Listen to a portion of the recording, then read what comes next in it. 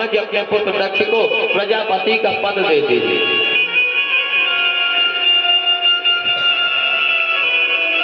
अब जैसे ही दक्ष को प्रजापति का पद प्राप्त हुआ, दक्ष को अभिमान आ गया। भाई प्रभुता पाही काहि मद नाही, जिसे भी पद प्राप्त होता है उसे अभिमान तुरंत आ जाता है। जिससे बोलते नहीं बनता हो उसे कोई पद मिल जाए फिर उसको माइक दे दिया जाए, फिर देखिए। तो कहते हैं कि इसी प्रकार से दक्ष को प्रजापति का पद मिल गया तो ये अभिमान से हो, अभिमान हो गया, इसे अहंकार हो गया कि मैं तो प्रजापति बन गया। दक्ष प्रजापति के विवाह के कुछ समय के बाद इनके यहाँ एक एक करके 16 कन्याओं का जन्म हुआ। 16 कन्याओं में उन्होंने 13 कन्याओं का विवाह धर्म के साथ कर दिया। जो धर्म के साथ 13 कन्याओं का विवाह किया, उन कन्याओं का नाम क्या था? श्रद्धा, मैत्री, दया, शांति, तुष्टि, पुष्टि, क्रियोन्नतिः, बुद्धिर्मेधा, दीक्षा, मूर्तिर्धर्मस्य पत्न्यः। श्रद्धा, मैत्री, दया, शांति, तुष्टि, पुष्टि, क्रिया, उन्नति, बुद्धि, मेधा, तितिक्षा, हीन और मूर्ति, यह 13 बेटियां धर्म के साथ ब्याही गई हैं। एक बेटी जिसका नाम था स्वधा, पितरों को ब्याह दिए। जब हम पितृ कर्म करते हैं तो उसमें कोई भी कर्म करते हैं तो स्वधा बोला जाता है। और एक बेटी का विवाह अग्नि के साथ कर दिए, उसका नाम क्या हुआ? स्वाहा। जब हम अग्नि में हवन करते हैं तो क्या बोलते हैं? स्वाहा। तो जब हम स्वाहा में, स्वा में अग्नि नारायण का मुख खुलता और हाथ में बंद हो जाता है, तो जब कोई स्वाहा बोले तो स्वाहा के बीच में आहुति डालना चाहिए। तो ये स्वाहा नाम की बेटी अग्नि नारायण भगवान को ब्याह दिए। अब जो एक सबसे छोटी बेटी थी उसका नाम था सती। उसका विवाह ब्रह्मा जी के कहने पर संसार के संहार करने वाले भगवान शंकर के साथ विवाह हो गया। अब भगवान शंकर के साथ विवाह हुआ। अब इधर जब इसे प्रजापति का पद मिला था तो स्वागत समारोह अब कर रहे हैं। अब स्वागत समारोह किए, समस्त देवी देवताओं को बुलाया गया।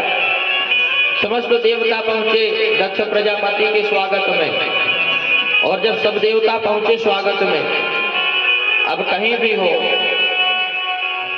यदि कहीं सभा होती है तो पब्लिक को सब पहले पहुंच जाती है और महोदय जी सबसे बाद में आते हैं। इस प्रकार सारे देवता जा जा करके अपने अपने स्थान पर बैठ गए। अब महोदय जी सबसे पीछे आ रहे हैं। जैसे महोदय जी सभा में प्रवेश करते हैं तो सारे देवता खड़े होकर के उनका अभिवादन किए। उनमें 3 देवता नहीं खड़े हुए, ब्रह्मा जी नहीं खड़े हुए, भगवान श्री विष्णु नहीं खड़े हुए और भगवान शंकर नहीं खड़े हुए। तो दृष्टि ब्रह्मा जी पर पड़ती है तो कहते हैं कि ब्रह्मा जी तो ठीक है, हमारे पिता हैं, इनको मन ही मन प्रणाम कर लेना चाहिए। भगवान विष्णु पर नजर पड़ी, कहते तो हमारे पिताजी के भी पिताजी बप्पा जी हैं, इनको भी वहीं से प्रणाम किए। लेकिन जब नजर उनकी भगवान शंकर पर पड़ी तब कहते हैं कि यह तो मेरा दामाद है, यह क्यों नहीं मेरे स्वागत में खड़ा हुआ। आज दक्ष प्रजापति को अहंकार है कि आज यह मेरा दामाद है। भगवान शंकर का अपमान करना प्रारंभ कर दिया कि इसमें सभ्यता आएगी कहां से। भूत प्रेतों के साथ रहता है, गांजा धतूर भांग पीता है। यदि संगत अच्छी होगी तब तो इसमें संस्कार आएंगे। इसकी संगत ही ऐसे लोगों से है। असभ्य लोगों के पास रहता है, असभ्य खुद है और समाज में असभ्यता फैला रहा है। इस तरह से दक्ष प्रजापति कहने लगा। आज दक्ष प्रजापति के इतना अभिमान है, अहंकार है, कहेगा पद का। अहंकार जो होता है, अहंकार और संस्कार दोनों में फर्क होता है। अहंकार और संस्कार में क्या फर्क है? अहंकार जो होता है वह दूसरों को झुका करके प्रसन्न होता है, और जो संस्कार होता है वह स्वयं झुक करके प्रसन्न होता है।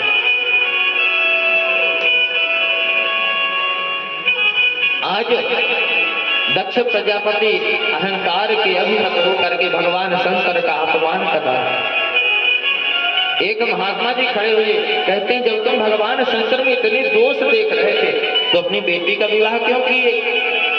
तो कहता है, अरे मैं अपनी बेटी का विवाह, इतनी सुंदर मेरी बेटी मृगलोचनी, मैं अपनी मृगलोचनी बेटी का विवाह शंकर के साथ करता। यहाँ पर कहते हैं, गृहीत्वा मृग सावाक्ष्या पाणिम मरकट लोचन। मरकट यानी बंदर। मैं इस बंदर जैसे आंख वाले के साथ अपनी बेटी का विवाह कभी नहीं करता। वो तो मैं अपने पिता ब्रह्मा जी के वचनों का पालन किया। तब महात्मा कहते हैं, अब तो विवाह हो गया, अब कुछ नहीं कर सकते, तो अब तो अपमान छोड़ दो, अब क्यों अपमान कर रहे हो? कहते इसने मेरा अपमान किया है, मत बदला लेकर के रहोगे, मूर्खों की भाषा है। और भगवान शंकर सब कुछ सहन कर रहे हैं। भगवान शंकर एक शब्द नहीं बोल रहे। जब दक्ष प्रजापति भगवान भोलेनाथ को अपशब्द बोल रहे थे, तब नंदी खड़े हुए। जैसे नंदी खड़े हुए, भगवान शंकर नंदी को मना करते, कुछ बोलना नहीं, बैठ गया उस शांत।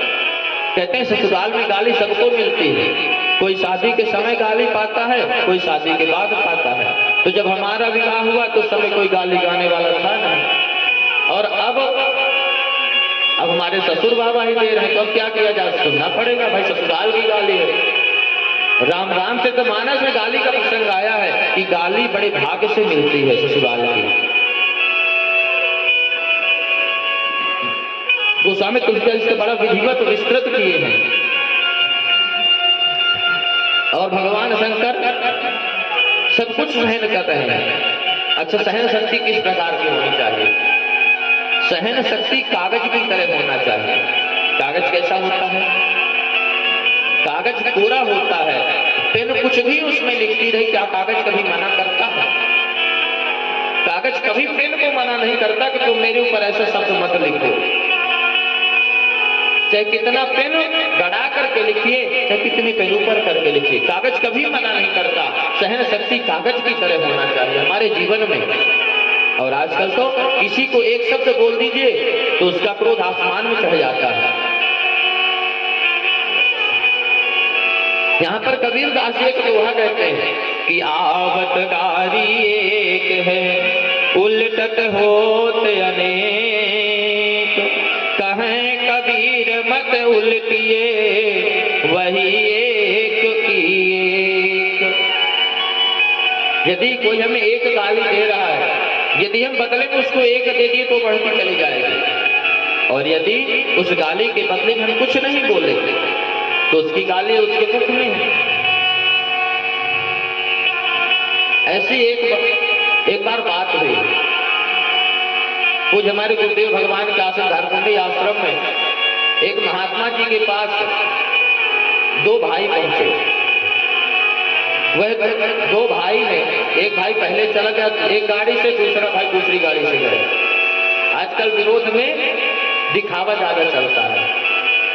तो एक भाई जाकर के एक महात्मा जी से कहता है कि महाराज जी, इस समय हमारी भाई से अनबन है। बोले क्यों? बोले सर वो हमें गाली देता है। बोले गाली देता है? तुम्हारा भाई इतना अच्छा भाई गाली देता है? बोले हाँ महाराज जी देता है। कहते बुलाओ। वह सज्जन कहते हैं मेरे बुलाने से आएंगे नहीं। महात्मा जी फोन करके बुलाए उनको, वो भी आकर के बैठे। कहते क्यों भाई तुम गाली क्यों देते हो इनको? तो दूसरा कहता है ये मेरी जमीन जोत रहा है इसलिए गाली देता हूं।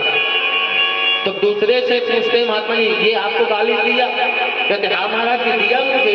कहते जी उसने गाली दिया तुम्हें तो तुम्हारे पास कहाँ है? दिखाओ हमें।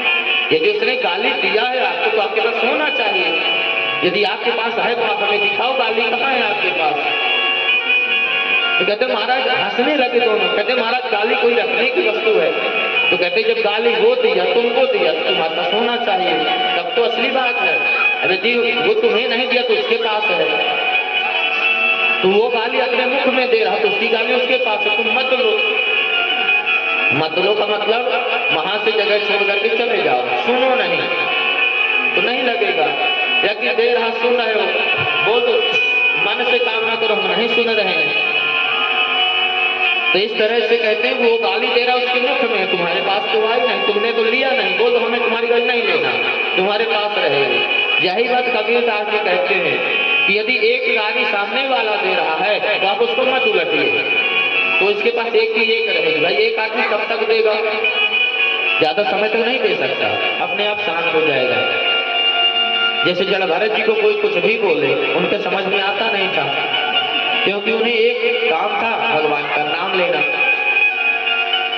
बाकी कोई दूसरा काम नहीं था।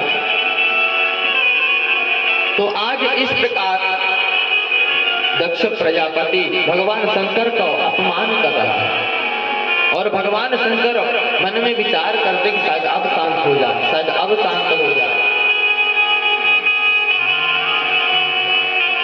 और हमारे अंदर दक्ष प्रजापति की अभिमान तो इतना है कि अभिमान की कोई सीमा नहीं है, और सांसें कितनी है कोई ठिकाना नहीं। जब हमारे पास धन होता तब अभिमान होता है। तो अमीर कितने हैं, हम अमीर तो इतने हैं कि जगत का स्वामी हमारा है, हम इतने अमीर हैं कि जगत का स्वामी हमारा है। और गरीब कितने हैं हम कि सांसें भी हमारी नहीं है। आज वही भगवान शंकर सब कुछ विचार कर रहे हैं कि बताओ जिसके पास खुद की सांसें नहीं है आज में इतना अभिमान कर रहा है। आज भगवान शंकर मन में विचार करते हैं कि यह जो हो रहा है सब हमारी वजह से हो रहा है, यदि हम ही उठ के चले जाएंगे तो ये सब कुछ शांत हो जाएगा। भगवान शंकर वहां से उठे और अपने गणों के साथ चल दिए कि ना रहेगी बांस ना बजेगी बांसुरी, जब हम ही नहीं रहेंगे तो शांत हो जाएगा। कुछ देर के बाद भगवान शंकर वहां से चल दिए। आज दक्ष प्रजापति का और भगवान भोलेनाथ का विरोध बहुत बढ़ गया। आज भगवान शंकर से विरोध का बदला लेने के लिए आज दक्ष प्रजापति हरिद्वार की कनखल भूमि पर जाकर के यज्ञ करता है, समस्त देवी देवताओं को निमंत्रण देता है और भगवान शंकर को निमंत्रण नहीं देता। यज्ञ का समय आया, यज्ञ संपन्न हुआ, वो यज्ञ शुरू हुआ, और जब यज्ञ शुरू हुआ तो उसमें सारी देवी देवताएं आकाश मार्ग से आ रहे थे। अच्छा, जब निमंत्रण दे रहा था तब क्या बोल रहे थे दक्ष प्रजापति कि आप सबको कैलाश पर्वत के ही ऊपर से आना है। अब आज विमान में सज धज करके देवता देवांगनाएं जा रही थी। माता सती कहती हैं कि अरे बहना कहाँ जा रही हो? तो वह एक देवांगना कहती है कि अरे तुम्हें पता नहीं है, बताओ तुम्हारे पिताजी हरिद्वार की पावन भूमि पर यज्ञ कर रहे हैं और तुमको पता नहीं, निमंत्रण नहीं दिए क्या? तो माता सती कहती नहीं निमंत्रण तो जरूर भेजे होंगे। अच्छा, कभी भी एक बेटी अपने मायके के प्रति एक शब्द नहीं सुन सकती, तो माता सती कहती हैं कि नहीं, हमारे पिताजी निमंत्रण तो जरूर दिए होंगे, शायद जल्दी जल्दी में भूल गया हो, लेकिन देंगे जरूर। इसका प्रबल थोड़ा सा करने लायक, कहते हैं जरूर निमंत्रण तो दिए होंगे, शायद भूल गया हो, या फिर आजकल पोस्ट ऑफिस में चिट्ठी डाल दो तो लेट पहुंचती है, तो जरूर निमंत्रण तो जरूर आएगा। लेकिन आप चलो मैं अभी आती हूँ। माता सती भगवान शंकर के पास जाती कि प्रभु क्या कहती हैं। अब यहाँ पर देखिए माता सती भगवान शंकर से किस तरह की बात शब्दों में बात कर रहे हैं कि प्रजापतिस्ते स्वसुरस्य सांप्रतं निर्यापितो यज्ञ महोत्सवः किल वयं च तत्र विश्रामवामते यद्यतितामि विबुधा व्रजन्ते। माता सती की भाषा शैली देखिए। माता सती कहती थी, हाथ जोड़ती कहती प्रभु प्रजापति से प्रजापति दक्ष प्रजापति जो कि कौन है, स्वसुरस्य सांप्रतम, स्वमने आपके और ससुर। हे प्रभु, हमने सुना है कि हम आपके ससुर जी, हमारे पिताजी नहीं, आपके ससुर जी हरिद्वार की पावन धरा पर यज्ञ कर रहे हैं। यदि कहते कि शायद हमारे पिताजी, तो शायद एक बार मना कर देते, लेकिन क्या कर रहे हैं, आपके ससुर जी, ताकि आपको मोह उत्पन्न, आपको ममता आए, तो कहते हैं आपके ससुर जी यज्ञ कर रहे हैं, हमारे पिताजी नहीं कर रहे कुछ। तो प्रभु हमें वहां जाना चाहिए। भगवान भोलेनाथ मना करते हैं कि देवी हमें बिना बुलाए नहीं जाना चाहिए। अच्छा, 3 जगह बिना बुलाए नहीं जाना चाहिए। कहाँ कहाँ बिना बुलाए नहीं जाना चाहिए? एक तो अपने पिता के घर बिना बुलाए कभी नहीं जाना चाहिए। दूसरे, पत्नी अपने पति के घर भी बिना बुलाए नहीं जाए। और तीसरा, शिष्य गुरु के घर। ये 3 जगह बिना बुलाए जाना चाहिए कि नहीं जाना चाहिए? जाना चाहिए। ये 3 जगह बिना बुलाए जाना चाहिए। और जाना कहाँ नहीं चाहिए? इस तरह से कहते हैं कि भाई हैं तो आपके पिता, तो आपके पिता के यहाँ आपका जाना धर्म है, लेकिन क्या बिना निमंत्रण के जाना उचित होता है? हमारे पास निमंत्रण तो आया नहीं। तब माता सती कहती स्वामी जरूर निमंत्रण भेजेंगे, शायद विलंब हो गया हो। भाई क्या है, जब कोई बड़ा कार्य होता है तो बड़े कार्य में हम आप क्या सोचते हैं कि पहले दूर दूर के निमंत्रण दे दें, पास में है किसी समय से इतबार आ जाएंगे तो दे देंगे, आते जाते डेली आना जाना तो किसी समय दे देंगे। तो स्वामी इस तरह से शायद भूल गया हो, लेकिन स्वामी निमंत्रण जरूर आएगा। भगवान कहते हैं कि फिर भी जब निमंत्रण आएगा तब देवी आप चलेंगे। आज माता सती भगवान के विरोध करने पर भी जबरदस्ती जाने की चेष्टा कर रहे हैं। आज भगवान समझ रहे हैं कि यदि सती जाएगी तो वहां ठीक नहीं होगा। आज भगवान भोलेनाथ चाह नहीं रहे कि हम जो पुरानी बात है उसको देवी सती को बतलाएं। आज माता सती भगवान के विरोध करने पर जाने को तैयार हो गई। जब माता सती तैयार हो गई जाने, तब भगवान नंदी को बुलाते कि नंदी देवी को छोड़ करके आओ। अच्छा, इनका सारा सामान भी लेकर के जाना है, क्योंकि अब भगवान तो जानते कि वापस आना नहीं है, और यदि ये सामान इनका यहाँ रहेगा तो हमें मोह उत्पन्न होगा और हम तपस्या करने वाले हैं। तो नंदी इनका सामान भी साथ में लेकर के जाओ। माता सती विरोध करती हैं कि स्वामी हम आज जा रहे, कल आ जाएंगे जब भगवान का दर्शन करके। कहते नहीं, तो देवी वहां सामान की आवश्यकता पड़ेगी, भाई आज कपड़े भी जरूरत पड़ेगी, श्रृंगार का सामान भी चाहिए। इस प्रकार से भगवान माता सती के साथ उनका सामान भेजते हैं भगवान शंकर। आज माता सती जैसे ही गई अपने पिता के यज्ञ में, तो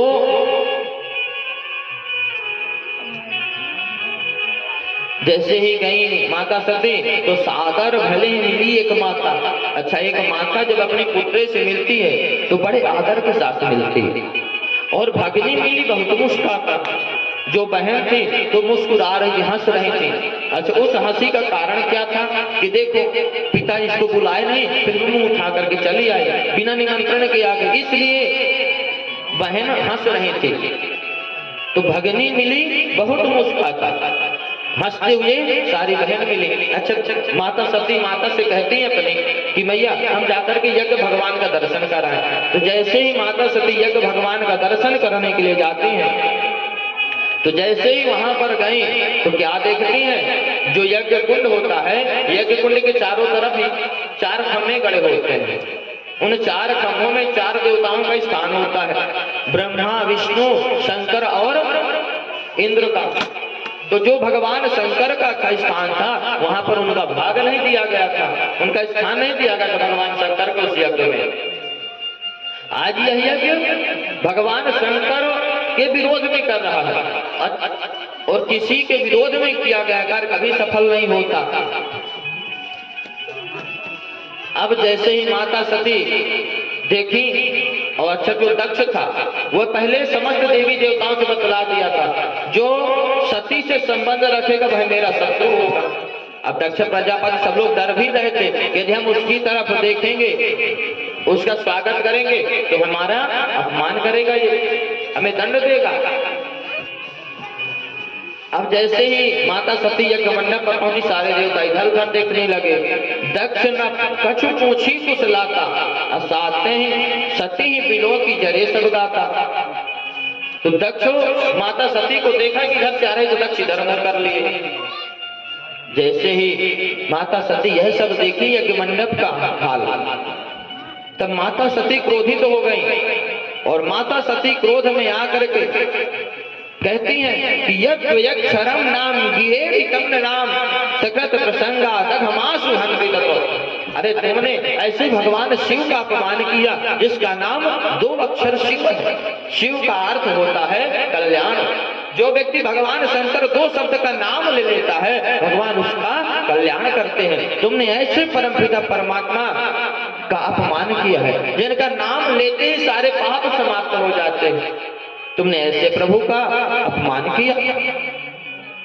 आप धर्म की मर्यादा करने की रक्षा करने वाले हमारे पूजनीय स्वामी की निंदा करें, निंदा करी किए आप और ऊपर से उनका अपमान कर रहे हो। आज माता सती इतनी क्रोधित हुई, उनकी आंख लाल हो गई, आंख से अंगारे बरसने लगे, इतनी लाल हो गई मानो आग के अंगारे माता सती के नेत्र से बरस रहे हैं। माता सती बड़ी जीभ निकाले आंखें फाड़े हुए ललकारने लगी। कैसे ललकारती है? गोत्रम तो दीयम भगवान तत्वजो दाक्षायणी त्याह यदा सुदुर्मना। अरे लोग मुझे तुम्हारे नाम के कारण, तुम्हारा नाम दक्ष है तो लोग मुझे तुम्हारे नाम से, मुझे लोग दाक्षायणी कहते थे। अरे हमारे स्वामी प्रभु शंकर जी हमें दाक्षायणी नाम से पुकारते थे। तो यह शरीर जो मेरा है वह तुम्हारे शरीर से उत्पन्न हुआ है। आज मैं इस शरीर को समाप्त कर दूंगी। तुमने भगवान शंकर का अपमान किया, हमारे स्वामी का अपमान किया है, आज मैं इस शरीर को त्याग लूंगी। उसी समय माता सती के नेत्रों से इतनी अंगारे जैसे बरसने लगे और माता सती उसी समय योगाग्नि प्रकट की और उसी योगाग्नि में अपने शरीर को दग्ध कर दी। जो माता सती के साथ गण गए हुए थे ये देखे तो क्रोधित हो गए, देवताओं पर टूट पड़े इनको दंड देने के लिए। अब देवता अधिक थे, गण कम थे, तो इनको दंड दिए, भाग गए। इधर देवर्षि नारद जी जाते हैं भगवान शंकर के पास, सारा वृत्तांत भगवान शंकर से बतलाते हैं कि भवो भवान्याम निधनम प्रजापते रसत्रदाया अवगम्य नारदात् स्वपार सदसैन्यं च तदध्वरर्भुवि विद्रावितं क्रोधम पारमादधे। देवर्षि नारद जी कहते हैं कि हे प्रभु आपको कुछ पता चला कि नहीं पता चला? अरे जो देवी सती हैं वह अपने पिता के यज्ञ में जाकर के आपका अपमान देखी तो अपने प्राण त्याग दिए। अब जैसे ही यह समाचार भगवान शंकर श्रवण किए अपने कानों से, भगवान शंकर अत्यधिक क्रोधित हो गए। इतने क्रोधित हुए कि उसी समय भगवान शंकर अपनी जटा बिखेर करके अपनी जटा से एक बाल उखाड़े और एक बाल उखाड़ करके पृथ्वी पर पटक दिए। उससे एक बड़ा वीर भद्र प्रकट हो गया, बड़ा वीर प्रकट हुआ। भगवान शंकर की तरह काला कलूटा, हाथ में त्रिशूल लिया, बड़ी बड़ी जटाएं, बड़ी बड़ी भुजाएं, इस तरह का वीर प्रकट हुआ। वह हाथ जोड़ करके प्रणाम करता है, हे प्रभु आपके चरणों पर प्रणाम है। भगवान कहते भो वीर भद्रम ते, हे वीर तेरा भद्र माने कल्याण, भो वीर तेरा कल्याण हो। वह कहता हाथ जोड़ करके प्रभु मेरे लिए क्या आदेश है? भगवान शंकर कहते हैं दक्षम सयज्ञम जहि मद भटाना, आप जाओ दक्ष को यज्ञ के सहित समाप्त करो। वह अपनी समस्त भूत प्रेतों की सेना लिया और दक्ष के यज्ञ की ओर चल दिया। आज सारे यज्ञ को विध्वंस करते हैं, सारे देवताओं को पकड़ पकड़ करके दंड दे रहे हैं। पूषा देवता के दांत तोड़ दिए, भग देवता के नेत्र निकाल लिए और जो भृगु महाराज थे वो अपनी दाढ़ी पकड़ रहे थे तो उनकी दाढ़ी पकड़ के खींच लिए। बिना दाढ़ी के हो गए। इस तरह से जो दक्ष प्रजापति थे तो वीरभद्र उसका सिर पकड़ा, धड़ से अलग कर दिया, फिर हवन कुंड में स्वाहा कर दिए। इस प्रकार उस यज्ञ को विध्वंस किए। अब इधर सारे भगवान के गण भगवान भोलेनाथ के पास आ गए। अब इधर सारे देवता जो अंग भंग खंडित हो गए थे वह ब्रह्मा जी के पास जाते हैं, प्रभु आप हमारी रक्षा करिए, हमें फिर से ठीक कर दीजिए। कहते हैं भाई मैं कुछ नहीं कर सकता, आप भगवान भोलेनाथ का अपमान किए हैं, उनके पास जाइए। कहते हैं हम नहीं जाएंगे, इस समय भगवान बहुत क्रोधित हैं। ब्रह्मा जी समस्त देवताओं को लेकर के जाते हैं और जैसे ही ब्रह्मा जी के पास समस्त देवताओं को लेकर के ब्रह्मा जी कैलाश पर्वत पर पहुंचे तो भगवान भोलेनाथ बड़े प्रसन्न चित्त से भगवान का नाम ले रहे थे। अब भगवान भोलेनाथ प्रसन्न चित्त से थे। ब्रह्मा जी सारे देवताओं के इशारे से अरे आ जाओ, मौका अच्छा है। सारे देवता जाकर के भगवान भोलेनाथ से की प्रशंसा करते हैं। अच्छा, हमने कल की कथा में निवेदन किया था यदि किसी से अपना कुछ काम बनवाना है तो उसकी खूब प्रशंसा करिए ताकि प्रसन्न हो जाए। अब उन्हें अपना काम बनवाना, भाई जो खंडित उन्हें ठीक करवाना है, तो प्रशंसा करने लगे कि हे प्रभु आप डमरू को बजाने वाले हैं, आप 3 नेत्र वाले हैं, प्रभु आप भस्मी धारण करने वाले हैं, प्रभु आप भांग का गोला खाने वाले हैं, प्रभु कुरु कुरव ध्वरस्योद्धरणं हतस्य भोस् त्वया समाप्तस्य मनो प्रजापते न यत्र भागं तव भागिनो ददुः कुयद्विनो येन मखो निनीयते।